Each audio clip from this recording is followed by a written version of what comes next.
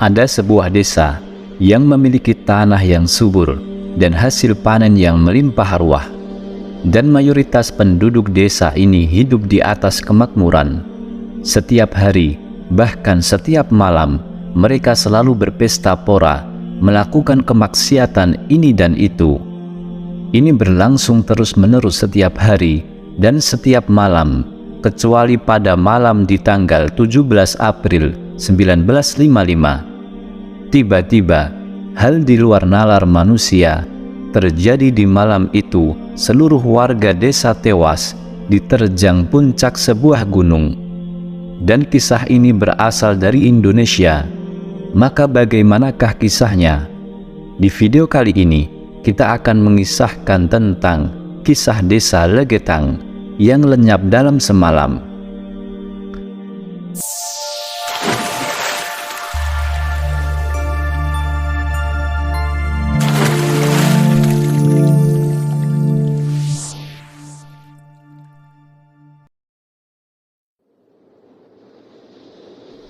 Assalamualaikum warahmatullahi wabarakatuh.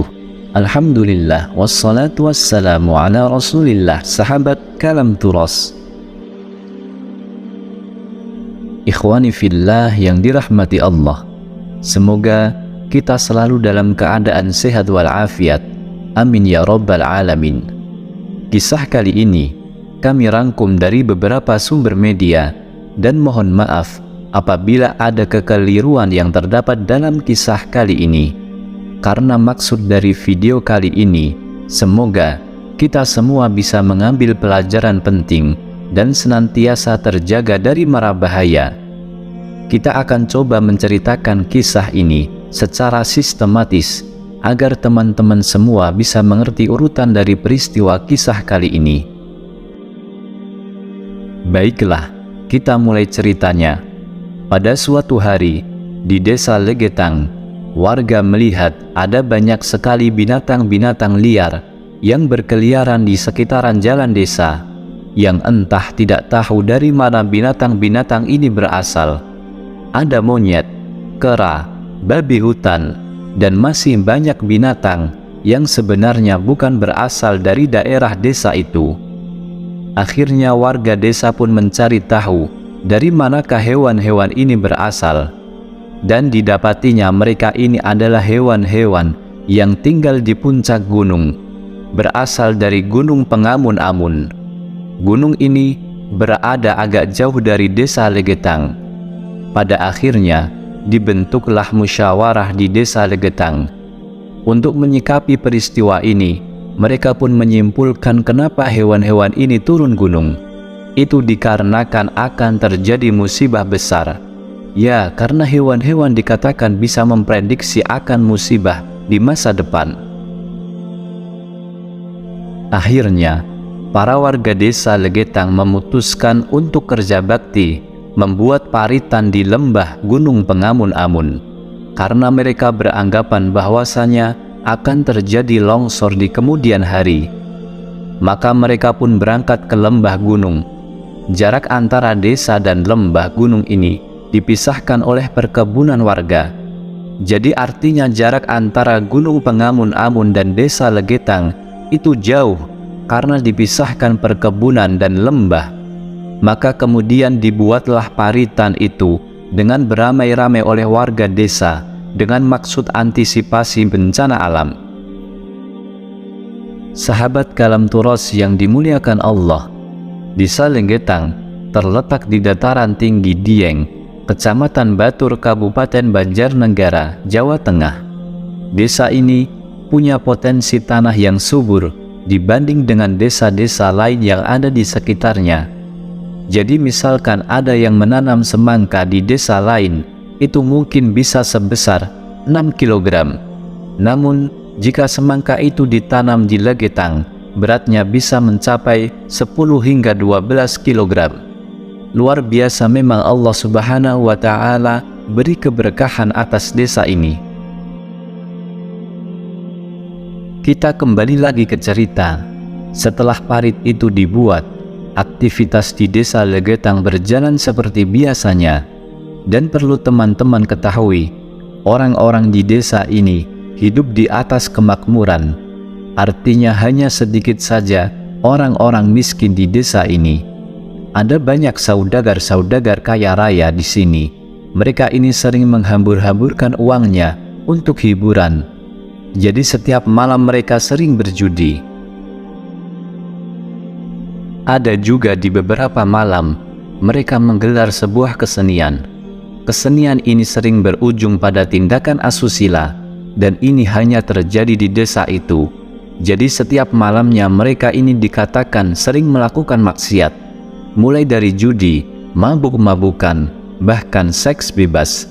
Dan bahkan kegiatan ini karena sudah rutin dilakukan orang-orang di desa itu yang tidak ikut dalam kemaksiatan ini, terkesan membiarkan saja seolah-olah itu adalah hal yang wajar. Dan ada juga sumber yang mengatakan tingkat maksiat di desa ini sudah melampaui batas. Suara musik gamelan, suara orang-orang mengobrol kencang, dan suara orang-orang tertawa terpahak-pahak terdengar di setiap malamnya.